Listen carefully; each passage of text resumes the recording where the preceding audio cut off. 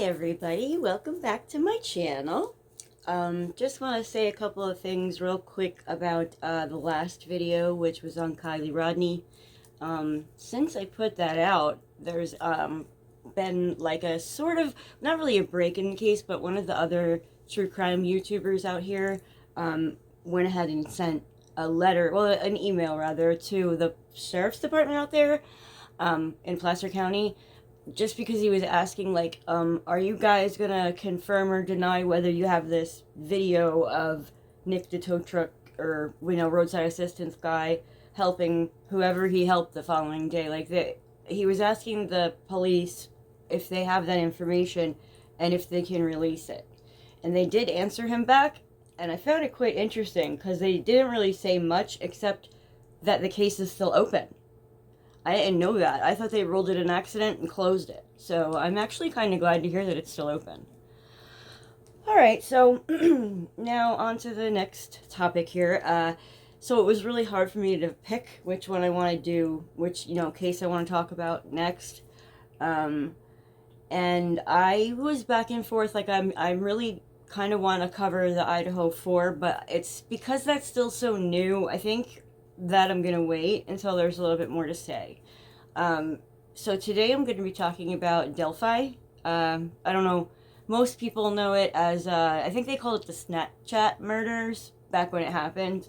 It was 2017, February 13th, the day before Valentine's, and there were two little girls, 13 and 14 years old, that went missing after an afternoon hike. And unfortunately, they were both murdered, and it is just a tragic, horrible story. I'm sure most of you have heard about it, but I'm going to explain it for, anyone who doesn't already know. And I have little bits of information that I came across when I was doing my research. I've got a stack of papers here, so I honestly don't know that I can get all of this done in just one video. I might have to make a part 2. But I'm not sure yet. So let's start off. Like I said, this is the 13th of February, 2017. And the two girls that I'm talking about are Abigail Joyce Williams, and she was 13, and Liberty Rose Lynn German was 14 years old. And on this particular day, it was beautiful outside. For, considering that it was February in Indiana, you'd think it was like freezing cold, but it was not that day. It was actually pretty mild. So the girls asked that, Abby had slept over Libby's house the night before because the kids didn't have school on this particular day. So they had asked Libby's older sister, Kelsey, for a ride to, basically somewhere so they could go out and, just be out in this nice weather, go for a walk, whatever. So they asked to go to the Monon High Bridge trails. Now, this is like a whole little area in the town of Delphi. Well, right outside of Delphi, kind of in the middle of farmlands. It was, I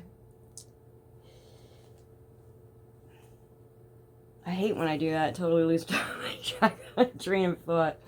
And I really have to figure out how to edit this crap out when this happens. Maybe I'll figure that out this time and you won't even hear this little bit that I'm going through right now. Alright, so let's see here. Alright, so they asked for a ride, and Libby's sister Kelsey dropped them off, made sure they each had a little sweatshirt, because it wasn't like, summertime, it was still February. So they each, they weren't dressed for cold weather, really. They just threw, I don't know what the temperature was that day. I'm gonna guess probably like in the 50s or 60s. So anyway, the girls get dropped off, and they start their walk. Now, the Monon High Bridge trails, they actually kind of end after you cross the High Bridge. Now, the High Bridge, I don't even think you're supposed to walk across it because it's, like, super old. It's an old train trestle. And, here's a picture. And, it's you know, like rickety looking, like the planks are falling apart and shit because it's super old, you know, and they don't even, trains don't use it anymore. So it's kind of like a photo op sort of destination, and you can walk across it. You just have to be extremely careful. You know what kind of reminds me of that scene in Stand By Me where they, you know, are stuck and they're trying to get away from the train? That's what it reminds me of, because it's like way up high like that. But, you know, no trains. All right. So, let's see. So yeah, like I said, they wanted to go out there and, like, you know, go for a hike, take photos of each other, you know, just kind of have a fun day. So, at 2:07, Libby took this picture of Abby, and as you can see, she's just, you know, walking along the bridge with her head down. She's watching her step, because like I said, you have to really be careful on this, you know, old rickety bridge. Watch your footing, you know what I mean? Don't run. And I think there's 5 platforms along the way, like you can kind of stand on the platform. So yeah, all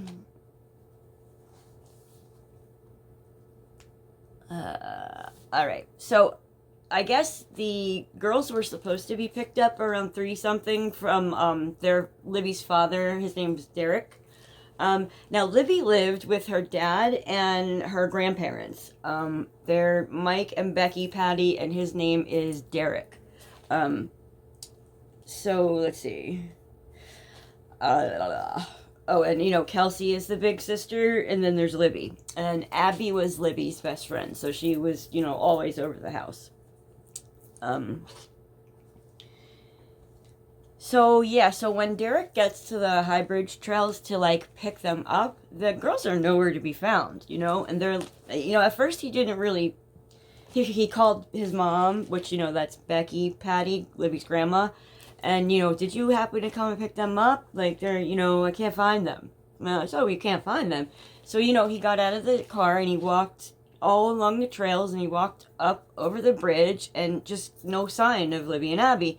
Even though, well, I don't know if her father knew, but Libby's sister Kelsey knew that they were Snapchatting from the bridge, you know, just a little while ago. So nobody really knew where they could be, and you know, I guess after everyone, like the family came there and everyone was looking for them, I guess around like dusk, like nightfall, they actually called the sheriffs to report them missing. And they had to be so scared, you know, like so scared. Oh, and I wanted to mention that Abby was the only child of her single mom. And it breaks my heart every time I see Anna Williams talking about Abby, because that was her only baby and she's gone. And it just, oh, it's crushing. I mean, of course it's sad that, you know, Libby too, but it's just super sad, extra sad, because they were each other's family, you know? And I can't even imagine, you guys. Like, I can't even imagine if that was my baby. I can't. And I won't let myself either, because, oh my God, like, just the thought of it makes my stomach hurt. So, the sheriff's name is Toby, or I think it's Toby Leesenby. And he got, you know, he showed up there with, you know, police, firemen, different crews. They were canvassing the area. They tried pinging Libby's phone. I don't think Abby had a phone. I'm not 100% sure on that, though. And I'll get onto that later when we start talking about, you know, farther down the road in the case. I think Libby was the only one that had the phone. Or at least the only one that had a phone that was, you know, in service and all that good stuff. So, you know, they did those, like, things where they link arms and they walk through the fields, and then even through, Deer Creek is the little creek that goes underneath the Monon High Bridge, and I guess they walked, you know, arm in arm through the creek, checked the water, you know, like, they looked everywhere, and they just could not find these girls. And at midnight, they actually had to call everybody back and regroup in the morning, which, you know, everybody was devastated. Libby's parents and, you know, Abby's mom were just beside themselves that whole night, not knowing my babies are out there, it's freezing cold. This is February, like I was saying, and they only had little sweatshirts. So everybody was praying that, like, they got lost in the woods and they were, like, holding each other. Maybe the phone died. Like, everybody was just so hopeful that they were out there somewhere, and they were scared they were going to get in trouble for, you know, missing the pickup and making everybody worry. They were probably terrified, right? That's what everybody's thinking. And, you know, they're discussing amongst themselves over they're going to be grounded for life, and, you know, joking around, thinking like nobody thought what happened would ever happen. It was like such a shock and so out of this world craziness, right? And I'll explain all that stuff when we get there, but, like, I can't even imagine. So, the next day, which is Valentine's Day, at sunrise, the searches start again. They have search teams and, you know, like, helicopters and drones now.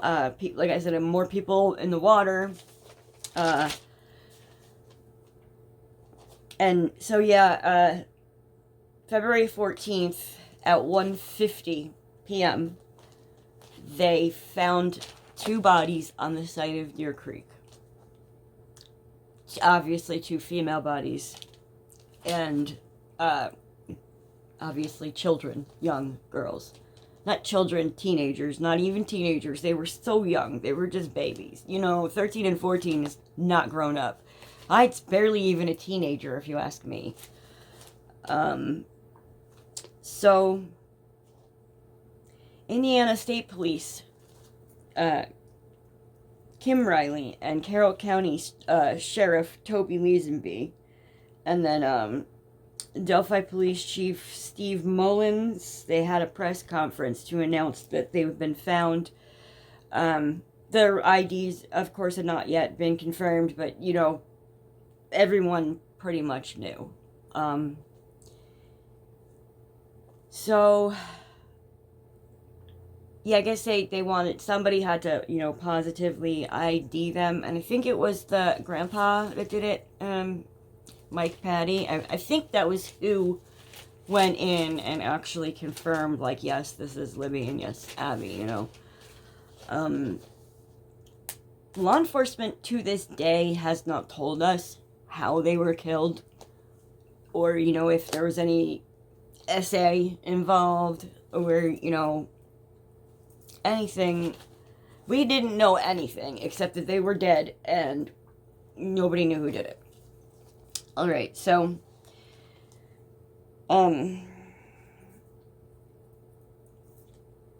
Indiana State Police, the following day on the 15th, 2:33 p.m. is when they actually were identified, and, you know, then the Indiana State Police released a photo. Now, this little girl, Libby, she was so smart, you guys, like, such a brilliant little mind. I think she wanted to be, like, a forensic investigator, scientist kind of thing. She like, knew what she was doing, okay? She got a video, like a short, I think they say it's 43 seconds, video of some man walking behind Abby and coming up to them. She got a picture. Well, Indiana State Police released a picture, and, like, everybody was, like, trying to figure out who this guy is in the picture, because it's, you know, it's a cell phone photo, and he's pretty far away. You could clearly make out he's in a dark blue jacket and jeans. He has one of those, like, little cap things on with the snap in the front. I don't know what they're called, those little caps. And it looks like he has a fanny pack or something, like, around his waist. Like I said, it's very blurry. Actually, here's the photo. I forgot you could do that. Yeah, so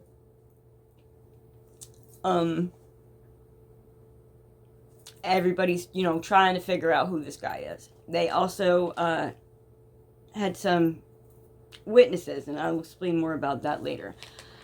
So anyway, Saturday the 18th, Delphi businesses started fundraising to help the families, and that evening after the services, there was private visitation for the family and friends, and that was all done at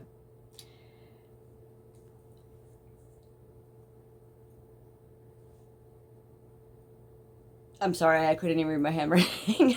Yeah, that was all done there at a funeral home, and then after that, they did a lantern release.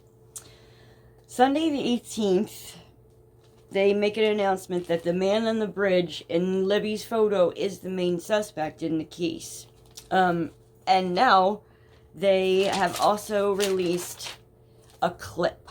So now it's not just the standing photo of the man. Now we see him taking a few steps. We see his walk, kind of, the way, the way he walks. And it's actually, that's another thing that sucks, because like I said, on that bridge, you have to be really careful of your steps. So that might not even be his real walk. He might have been trying not to fall. So, yeah, the video, the reason why they released it was because she also got audio. And you can hear him saying 3 words, down the hill. And they played it, and they played it, and they played it. On every news station, over and over and over again, this clip of this man walking on the bridge saying, down the hill. And that's, come on, we have a photograph and a video. The man's voice and his what he looks like. We have it. He's right there. Why can't we figure out who he is, right? Anyway, so on Thursday, the 23rd of February, ISP announces a new phone tip line for the case, like a Delphi murder hotline. And that is answered by the FBI's major case center. So, FBI announces that it is using 6,000 electronic billboards in 46 states to solicit information. So, those digital, billboards when you're driving on the highway and they change, they put 46 of them had Abby and Libby and the bridge guy, and, trying desperately to get everybody to see this and try to figure out who he is, right? I would think if I saw that guy and he was someone I know, I would be like, oh my God, okay, let's say it was my dad or my husband. You would recognize that, right? If you saw a video of your significant other or one of your children or something that was far, far away and walking and you could only hear 3 words, wouldn't you know who that was? I think I would. For real. I think I would. So I kept thinking, who is Bridge Guy's family? Why don't they know that that's him? Do they live under a rock that they haven't seen this? It's everywhere, you guys. It was everywhere you look. It was this stupid guy and this video down the hill. Jerk, right? Anyway,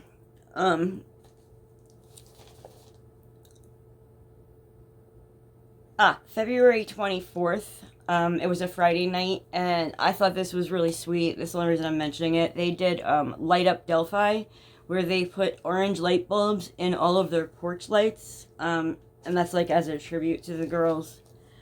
Saturday the 25th, the command center moves to a larger headquarters. The case is just getting so big that they need more room for, investigators, for evidence, you name it. They were starting to be, having to have a larger space. Let's see. Now, March 1st of 2017, former Indianapolis punter Pat McAfee and team owner Jim Irsay donated $97,000 to the reward fund. So that makes the reward for information on this guy $200,000. Now I'm telling you, if that was my dad, my uncle, my brother, I'm turning him in. I want the money. That's a lot of money. How did this guy keep not being turned in. Like, I just don't get it. Okay. Not at all. Especially when they start offering that kind of money. Like, then you know people are going to snitch because they want the money. Unbelievable. They still couldn't figure out who the dude was. So, let's see. Liberty and Abby's families, they visited the command center and, like, they put a note on their little bulletin board up, you know, just kind of expressing their thanks and, you know, something to help the command center keep going, basically. On Wednesday, the 8th of March, Delphi Trail Safety Task Force was improved to better the security around the Delphi Historic Trails and the Monon High Bridge. You know, all of this is great, but of course it's all too little too late. You know what I'm saying? But it is nice that they were trying to make sure something like this never happens again. Let's see. On Tuesday the 9th of March, Mike Patty spoke to the public for the first time, and he said, like, the girls were wonderful, they loved softball, they wrote, they really want whoever is responsible, like, to be found. You know, they're, like, starting to really drive them crazy. Like, how can we, like, be looking at him and hearing him, and we can't figure out who he is? Very frustrating, you know, and I kept, all this time, it's like, I just couldn't believe it. And when I tell you what happened, later on down the line, it's gonna blow your mind. Sorry again, I can't, all this talking makes me so thirsty. Alright. So April 25th of 2017, by this point, the ISP, Indiana State Police, has had 16,000 tips and 500 interviews. Law enforcement admits it's been hard, but they have no doubt they will, you know, solve it. They swore they were going to someday. You know what I mean? Like, they were, you know, every once in a while giving press updates and stuff. Like, they were doing everything they could, but yeah, Bridge Guy obviously was extremely good at, you know, like, just blend in, and he looks like a million people look, you know, like he's got that, I don't know, 50 years old white man look. I don't know. I just mean he could have, there's so many people that he could have been, because that's like, what he was wearing was basic, what his height and his weight is basic. Like, I'm sure there's a million people in Delphi that could be him. Not a million. Obviously, I'm exaggerating. Delphi's like this big. Alright, so, let's see. I apologize. Eventually, maybe I won't need notes, but, like, I just wrote everything out so I wouldn't forget to, you know, to tell you guys some stuff. Alright, so now we're on to Monday, July 17th, 2017. ISP releases the first composite sketch of whoever they think this bridge guy is. This is the first sketch. Yeah, I mean, and I could see that that's his face, kind of. Like, you could sort of figure out that face would fit on that body pretty well. You know, so now they have a sketch, a photo, and a guy's voice. And we still can't catch him.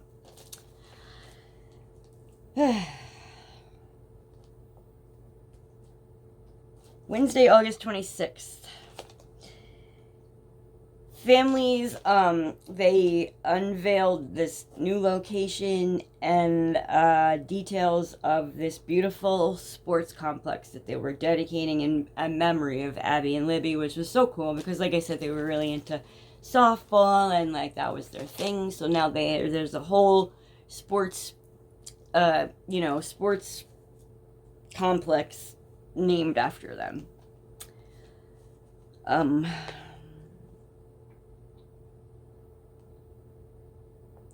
Friday, September 29th, investigators went to Colorado Springs to question this man named Daniel Nations. Daniel Nations. Tell me he don't look exactly like Bridge Guy. Right, like, wouldn't you think that face looks like so much like the composite, I think, right? So they were out there, questioning this guy because he was in prison on, like, something completely unrelated. And it turned out that, it was a dead end. He looks just like the composite, but it wasn't him. He wasn't even in the state at the time. He was in Colorado. He had been in Indiana previously, but, like, when this happened, he was already gone. He was in Colorado. So, that being his alibi, he wasn't even in the state. He looks like him, but it's not him. And I'm sure that poor guy, like, he probably got his life ripped apart online, because that's what happens every time you're suspected of something. Even if it's, like, a totally innocent thing, you are always, like, so screwed. You know what I mean? Like, every time. My earring fell out. Yeah. Now you're gonna see me be all sexy and try and put it back in. There's a mirror on my phone, in case you're wondering what I'm doing. Anyway. What am I doing? My cat's right next to me. It's so cute. She's all curled up. Let's see. Maybe I could talk while I do this.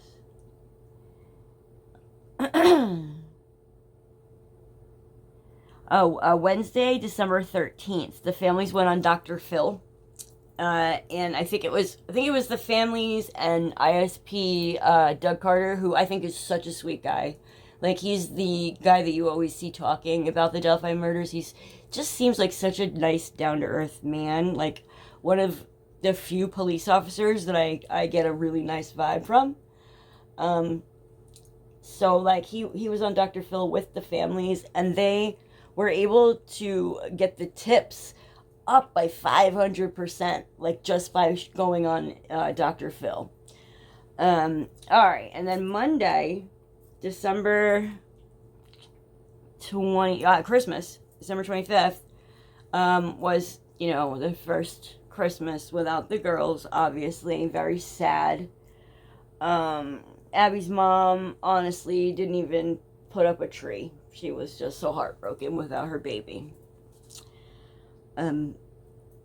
So, next up,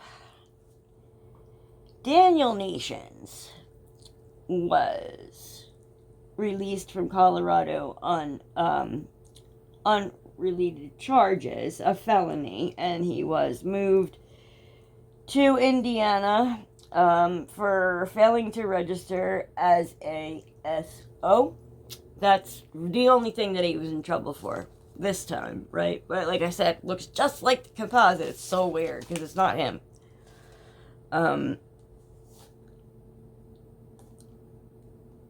Alright, so eventually Indiana State Police made a statement, quote, Daniel Nations is not someone we care a whole lot about at this time, unquote. So I guess his case was closed with, in relation to Abby and Libby.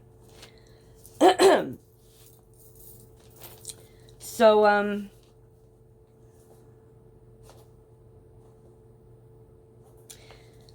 February 13th, 2019. We're going to skip ahead. It's a 2-year anniversary of, it happening. And investigators had another presser to remind everybody the case is not cold. They're still working on it. April 22nd, 2019, investigators hold another one. Significant update in the case is what they said this time. New evidence and another sketch. Yes, the police had another sketch. Now, is it me, or does the first one and the second one look nothing like each other? And, like, are we looking for two different people? Like, I was just mind blown by the second sketch. Because it looks nothing like the first one. And, like, what? It made no sense. So, Doug Carter, who I was just saying how much I think he's a great guy, he said that the killer is probably a mix of the two. which still blows my mind. How do you know that? I don't get it. Whatever. I guess there's eyewitnesses. Yes, there were eyewitnesses, and I will get to that later. But obviously it was them that gave the description of him in order to put out a second sketch. And they also modified the audio clip that we had been hearing down the hill, down the hill, down the hill. Now they released a little more, so you hear, guys, down the hill. Just the word guys, down the hill. So they made it a little longer, and they showed a little bit more, and then they had the second sketch.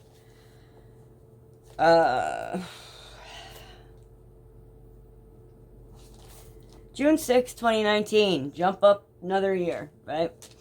The families went to CrimeCon in New Orleans with Sergeant Kim Riley, and they spoke on a victim panel down there it was CrimeCon, which I someday really want to go. Maybe next year. Like, oh man, I'd love that. July 10th, 2019, Kelsey German, that's Libby's big sister, the one that dropped them off that day. She held a live chat on her Facebook, I think, and basically debunked rumors on social media about her family and about the girls' murders. Like, she sat down and she went live, and people asked her questions, and she answered them. Because people were just starting to talk shit. You know how they do. Like, when the investigation gets kind of slow, or it's, like, moving really slowly, people get bored, and they start doing dumb shit. Like, blaming the family for stuff. Come on now.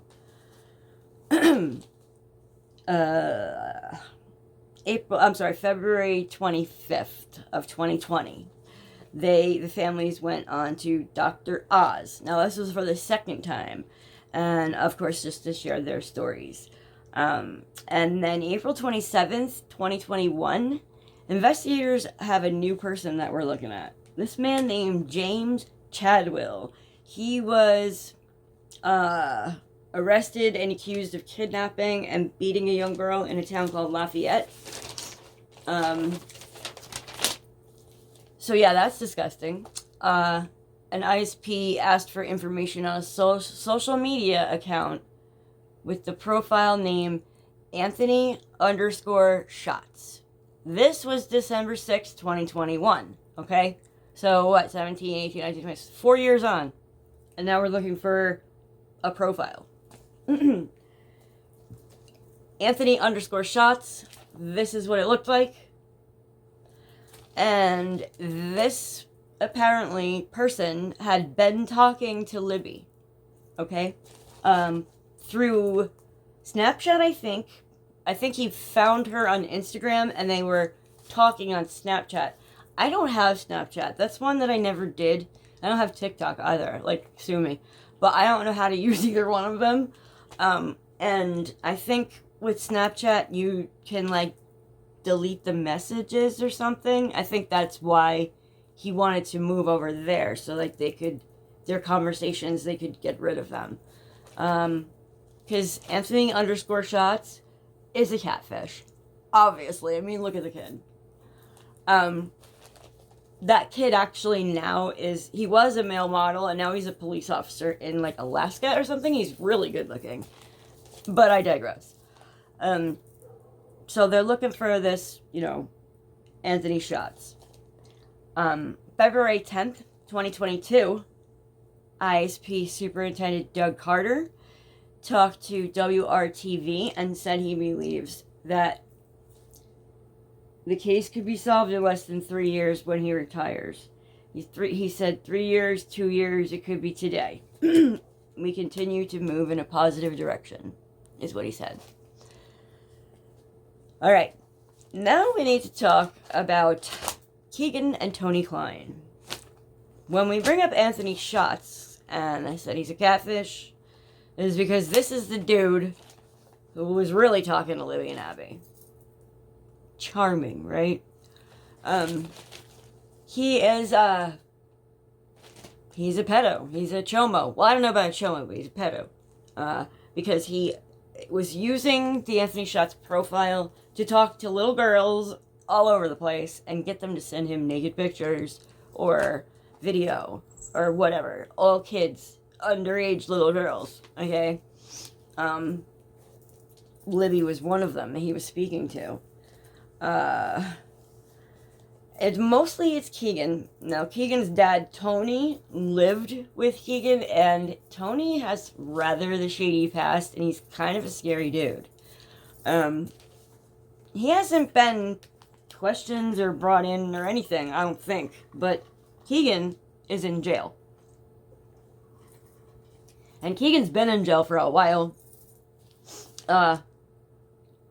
because they caught him with all those photos, and that's, CP, for the most part. I hate these stupid things I have to say instead of the real word. Yeah. So, let's see. February 25th, 2017, FBI ISP in Peru, Indiana, served a search warrant, focusing on Keegan Klein. Allegedly, he had been soliciting underage girls using the Anthony Shots profile. He said he created the account to contact both girls he knew and girls he didn't know. Court documents reflect him saying that they were all under age 16, and he found them on Instagram, and then he'd tell them to message through Snapchat. Klein claimed to have pictures and video from all the girls he chatted with. The images are pornographic in nature, and he had saved them all somewhere. So December 6th, ISP issued a statement, again, asking about the Anthony Shots profile. They didn't name Keegan publicly yet, but it did say that investigators are seeking more information about the account. So, Keegan Klein's been in jail over a year and a half on 30 charges of CP and exploitation. Klein admitted in court records that he's the one that created the profile, and he's always denied having anything to do with the murders of Abby and Libby. His alibi is that he was starting a new job in Vegas when they disappeared. His alibi doesn't really seem to be solid because people out there don't remember him. Casino workers, business workers, etc. Nobody was like, oh yeah, he was here, I remember him. And he's pretty memorable. I mean, look at him. Not only memorable, he's really large, so he kind of like sticks out. And I didn't mean that in a mean way. I'm not trying to like body shame or anything. Don't come for me, but the dude's really big. Okay? So yeah, like I said, the Vegas thing, there don't appear to be any witnesses. And Keegan is, I actually wrote it, Keegan's hard to miss. He's, according to court records, 6 foot and 275 pounds. Allegedly dropping weight because he was like 350 back when he got arrested. Can't really talk that much about Keegan without talking about Tony. Tony is like, an ex-girlfriend of his said that when they broke up, he stalked her, and he stalked her teenage daughter. Like, who does that? That's just sick. Like, looking in her windows and just being a real creeper. Like, just ew, okay? Ew. So,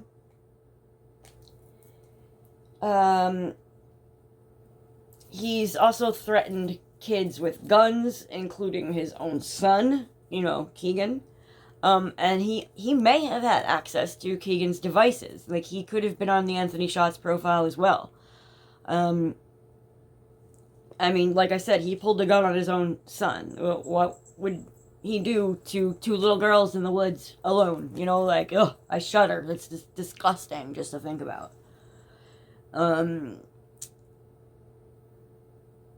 So yeah, the Kleins are gross and they're really suspicious. But OE says, law enforcement says that they aren't the murderers. Keegan is,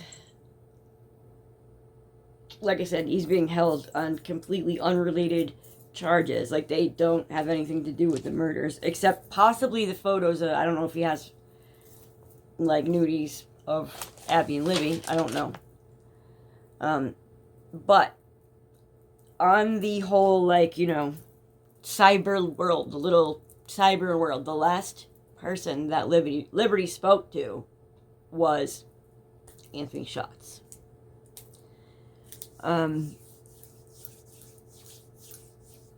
He also, on the day of the murders, he also, for some reason, Googled a gas station in Delphi. Now, Keegan and his dad, they lived in Peru, and Keegan has said a few times in his interviews that he's never been to Delphi, which is a lie, like I just said. He, for some reason, on that day, he Googled, like, a gas station that's fairly close to the trails. Nobody has come out and said they saw him there, or anyone that even fits his description. He's not seen on camera anywhere that day, so, I mean, he might have Googled the gas station, but I don't think he went. Or if he did, he didn't go to the trails. He wasn't anywhere near that. Let's see.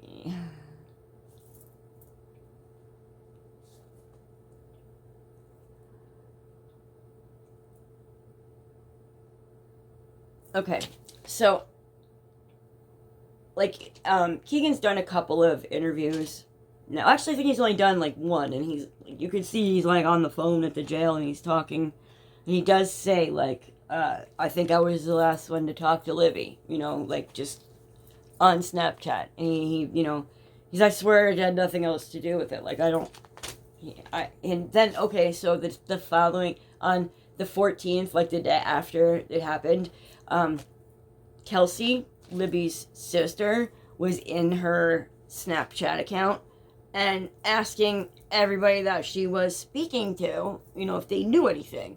And this Anthony Schatz actually replied to Kelsey and said, I was supposed to meet them that day, but they didn't show up. What? Of course, Keegan denies this, but I'm sure the cops have it. It was through text messaging. I mean, on Snapchat. I don't know how that works, but I think, can you not take a screenshot? I don't know. Maybe you can't, and maybe it is just Kelsey's word for it, but I don't doubt that it's true.